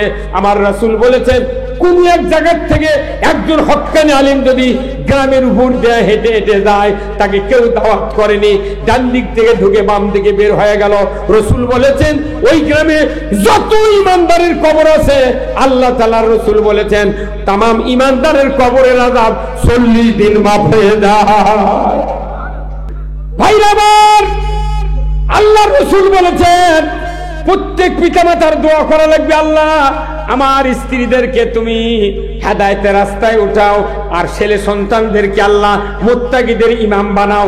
যে পিতা বেঁচে থাকতে সন্তানকে ইমাম বানালো, ওই সন্তান বাবার জানাজা করতে পারবা, যদি কন্যা মারহাবা। নিজের হাতে নিজে চুলকালে যেরকম আরাম, তার চেয়ে কোটি কোটি গুণ আরাম হবে। রাসূল বলেছেন, নিজের পিতার জানাজা নিজের সন্তান যদি করে, নিজের সন্তান মুখ দিয়ে দোয়াও কবি, অন্তর দিয়ে কাঁদবি। রাসূল বলেছেন, কোন একটা সন্তান যদি জানাজা করতে গিয়া এক ফোঁটা চোখের পানি নাকের ডগার দিকে গড়ায় দিতে পারে, আল্লাহর কাছে এত দাম। কারণ আল্লাহ কোরআনে বলছেন, ওয়াকাদা রাব্বুকা আল্লা তা'বুদু ইল্লা ইয়াহু ওয়া বিল ওয়ালিদাইনি ইহসানা। আমার ইবাদতের পর তোমরা পিতামাতার খেদমত করো। সবচেয়ে বড় খেদমত হলো মৃত্যুর পর জানাজা করা। একটা আলিম বেড়া যদি জানাজা করে, এক ফোঁটা চোখের পানি যদি নিচের দিকে বাড়ায়, আমার রাসূল বলেছেন ওই চোখের পানির এত দাম, পিতামাতা খাটনিতে শুয়ে থাকবে, আর ওই সন্তানের চোখের পানি কিয়ামত পর্যন্ত ওই বাবা মার সমস্ত গুনাহ মাফ করে দিবে। কবর শোয়ায়নি, আপনার বেটা জানাজা করলে আপনার জীবনে গুনাহ মাফ। এত বড় খুশির খবর কিছু আছে? তে মাদ্রাসা পড়ার নিকাত দেন, কেদিত করে বেদি বানালেন কে? 22 বছর পরে গেলে হাঁস ধরে আর খায়। প্রত্যেক বাড়ি বাড়ি একটা করে আলেম বানাতে হবে। এখানে এই মাদ্রাসায় যদি দেন, আগে আলেম দেন। রাসূল বলেছেন, একজন হাফেজ 10 জন মানুষ সুপারিশ করবে, আর একজন কামেল পাশের মুলুবি, সে যদি হালালকে হালাল জানে, হারামকে হারাম জানে, ওই মানুষটা 400 জন, এক বর্ণনা আছে 70 জন মানুষকে সুপারিশ করে জান্নাতে দিবে। তাহলে এইরকম একটা মাদ্রাসায় থাকে যদি মাদ্রাসা না পড়ান, আর আমি আর কিছু কমার পারবো না বা, তাহলে তামান দিনই ওই তফাত থেকে বক্তা দিয়েছে, টেকা লিয়েছে, বক্তৃতা করেন। আর অন্য মানুষ জানাজা করলে এ নাও কান্দবে না, কি দেবো না, ওই খালি চাবি তাড়াতাড়ি ম্যাক করতে দেওয়া, আল্লাহ আল্লাহ আকবার, আল্লাহ আল্লাহ আকবার, আল্লাহ আল্লাহ। 2 মিনিটে জানাজা শেষ করি। ওই কারণ হচ্ছে একজনের বেটা জানাজা করেছে আর একজনের বাপের, ওর কিচ্ছু দুঃখ হবে না। তাহলে এই জানাজার জন্য একটা সুযোগ ছাড় করে দিয়েছে। আপনাকে এই মাদ্রাসার প্রত্যেক বাড়ি বাড়ি থেকে একটা ছাত্র দিতে পারবেন? কারা কারা পারবেন? হাত তোলেন, থেকে তোলেন, হাত তোলেন, তাও তোলেন। আবার এই যে কত কোনো নামার হাত, যার যেটি আছে সেটি থেকে দিবেন। বেড়া না থাকলে লাঠিক দেন, লাঠি না থাকলে লাঠিনক দেন। আপনার আলিম হতে হবে। হক্কানি আলিমের এত দাম, কিন্তু এখন বুঝিচ্ছে না। এটা বাকি বক্তৃতা, আল্লাহর মোট বক্তৃতা বাকি, কিন্তু পাবেন একদিন কবর থেকে হাসর পর্যন্ত। তাহলে এই মাদ্রাসা টিকে থাকতে গেলে টাকার দরকার আছে না নাই? আল্লাহর বান্দারা কেউ উঠবেন না, আমি অনুরোধ করছি এই মাদ্রাসার জন্য আল্লাহর কোন বান্দা আছেন একটু টাকা দেন, 1000, 2000, 500 টাকা, 100 টাকা, যার যা কিসমত আছে দিবেন। মা বোনেরা প্যান্ডেলে যারা আছেন একটু দিবেন। মা আপনাদেরকে কিয়ামতের দিন ওই 70 জনের ভিতরে একজনটাকে নিয়ে সুপারিশ করে আল্লাহর জান্নাতে দিয়ে দেবে। জোরে কন্যা আমিন। খুব তাড়াতাড়ি যারা দিবেন একটু আসেন, আমি আপনাদেরকে অনুরোধ করব, কেউ উঠবেন না। যারা গেছে ওরা এখনো বোঝেনি, ওরা টাকা দিবে না। আপনাদের আলু আছে, প্রত্যেক বাড়ি বাড়িতে 1 বস্তা করে আলু দেন, 1 মণ করে ধান দেন, টাকা দেন। এখানে মাদ্রাসা আছে, আল্লাহর ইজ্জতের কসম, যে মাদ্রাসায় বিল হয় নাই এই মাদ্রাসা আপনাদের ছাত্র দেন, প্রতি বছর রেজাল্ট হয়তো এখানে ভালো হয়। কথা ঠিক কিনা? খুব তাড়াতাড়ি। হ্যাঁ, মহিলা মানুষ অত জোরে কনকে 2 জোরে পাঠিয়ে দেন, ইশারা দিয়ে, ওটার ভাষণ দিয়ে করছে মহিলা। না ভাই দাও দাও, তাড়াতাড়ি দাও ভাই, একটু একটু এই ফোকরে একটু হাত দেন তো, সবাই হাত দেন, একটু হাত দেন। আল্লাহ দ্বীনের জন্য আল্লাহ তুমি বাংলাদেশ মানুষের আল্লাহ টাকা কবুল করে নাও। শিবগঞ্জের মানুষগুলির বাড়িতে বরকত দিয়ে দাও। মা বোনেরা যারা আছেন, মা আপনাদের কাছে ব্যাগলিয়া আমাদের এই কমিটির ভাইয়েরা, যুবক ভাইয়েরা যাচ্ছে, দয়া করে মাদ্রাসার জন্য অর্থ দিবেন। আমি দোয়া করবো আপনাদেরকে আল্লাহ যেন খাদিজা রহিমের মতো চরিত্রবান বানায় দেন। ধরে কন্যা আমি কে দিল ভাইয়েরা দেন নি 1000 2000 500 টাকা 100 টাকা দেন না কে? 2 একজন হাইতে আছে, আল্লাহ আরেক ভাই 100 টাকা, আরেকজন 500 টাকা, আল্লাহ দান কবুল করে নেন। সার তো সবই দিবার সাথে এনা উনি দেখবার যাচ্ছেন, দেখি তাদের দানের হাত কিরকম। আপনারা দেন, বহু দেন, আমি দেখেছি। খুব তাড়াতাড়ি ভাই সবাই একটু পকেটে হাত দেয়, এই মিডিয়ার লোকেরাও হাত দাও না, কি হতা? এই যে টাকা কামাই করছো, এই পারভেজ কি হলো? দাও তুমি, দাও পকেটে হাত দাও। আমি কোনো আগেই দিছি। নাম কি বলে তোমার? হাফেজ বানাবে সুলতান আহমেদ ভাই, তার সন্তানের জন্য দোয়া চেয়েছে। 1000 টাকা আল্লাহ দান কবুল করে নেন। আল্লাহ তার ছেলেকে হক্কানি হাফেজ হওয়ার তৌফিক দিয়ে দেন। হাফেজের পর এই মাদ্রাসায় হক্কানি আলিম হওয়ার তৌফিক দিয়ে দেন। জোরে কোন আমিন। দানবীর সুলতান ভাই বলুন জিন্দাবাদ। 1000 টাকা মারহাবা। আব্দুল মুমিন ভাই 300 টাকা আল্লাহ দান কবুল করে নেন।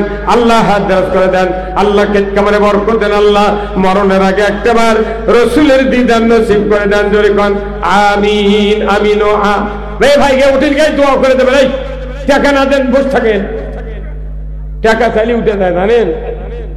আগামী বছর এটি গরু জম করে ফোলা হবে, সার একটা গরু ব্যবস্থা করবেন তো, মাত্র খালি পোকা হবে না। আপনি তো দিবার পান না একটা গরু, এলে টাকা কি করবেন আপনি? রিটায়ার্ড এখনো বেতন পাচ্ছেন আপনি।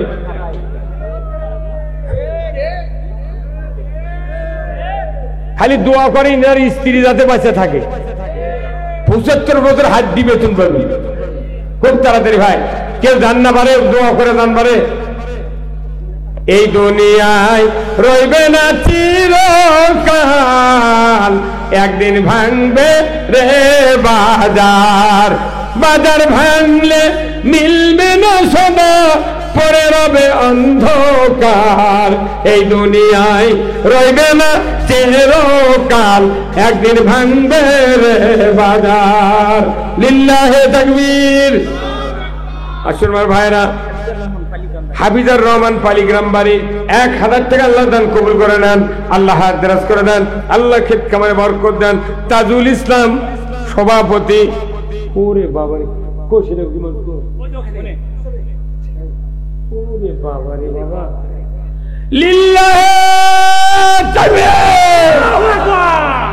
দানবীর দানবীর জনাব সভাপতি সাহেব, সভাপতি সাহেব 50,000 টাকা, 50,000 টাকা। আল্লাহুম্মা আমিন। আল্লাহ মুরব্বী মানুষ আমার বাড়িতে গিয়েছিলেন, কি সুন্দর মধুমিতা মুখ।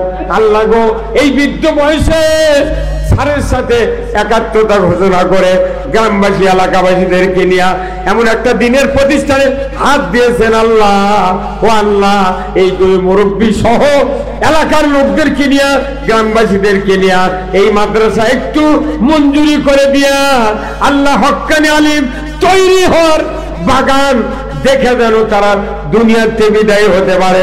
জোরে কন্যা আমিন। আল্লাহ তাদের বংশের ভেতরে যারা কবরে গেছে, আল্লাহ কবরগুলিকে জান্নাতের বাগান বানায় দেন। আল্লাহ তার ছেলে মেয়েদের সুইসাইডে বাস করতে তৌফিক দিয়ে দেন। জোরে কন্যা আমিন। লিল্লাহে তাকবীর। স্যার আপনারা কিছু ঘোষণা দেন, 1 লক্ষ দিয়ে দেন। স্যার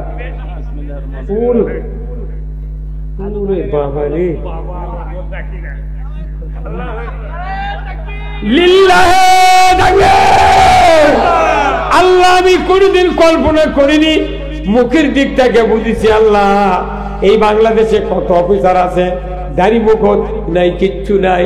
আল্লাহ গো, আল্লাহর ওলির মতো বসে আছে গভীর রাত্রিতে বিচারপতির এজলাস বসলে যখন সারা ঢাকা কাঁপে যায়, কত মেহমান, কত অভিভাবকরা কাঁদাকাটি করে, আল্লাহ কলমের কালি যেন আমাকে পক্ষে হয়। কথা ঠিক কিনা? সেই মানুষটা ইসলামের পাগল পারা হয়ে আল্লাহ সভাপতি দিলেন 50,000। আল্লাহ প্রতিষ্ঠাতা, আল্লাহ যিনি আমাদের বিচারপতির সাবেক, আল্লাহ উনি 1 লক্ষ টাকা দিলেন। ধরে বাবা দানবীর বিচারপতি সাহেব বলুন জিন্দাবাদ। 1 লক্ষ টাকা বলুন মারহাবা। আল্লাহ দান কবুল করে নেন, আল্লাহ তাকে হাত দারাজ করে দেন, আল্লাহ তার শারীরিক সুস্থতা দান করে দেন, আল্লাহ তার ছেলে মেয়ে সব প্রতিষ্ঠিত হয়েছে। আল্লাহ বাকি জীবন ইসলামের পক্ষে কাজ করবে।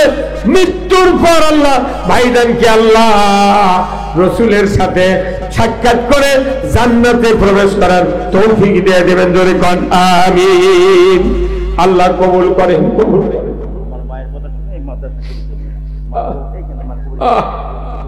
আল্লাহ আল্লাহ আমিন। আল্লাহ প্রধান অতিথি, আল্লাহ কত বড় মানুষ, আল্লাহ তার মা গই গ্রামে, আল্লাহ অজপাড়ায় আল্লাহ তাকে জন্ম দিয়েছেন। আল্লাহ আল্লাহ এত বড় মানুষ, আল্লাহ মানুষের কত উপকার করেছে, আল্লাহ কত মানুষকে আল্লাহ আল্লাহ এত উপকার করেছে। একটা আসামির যখন জামিন হয়ে গেছে, আল্লাহ তার যখন জেল মওকুফ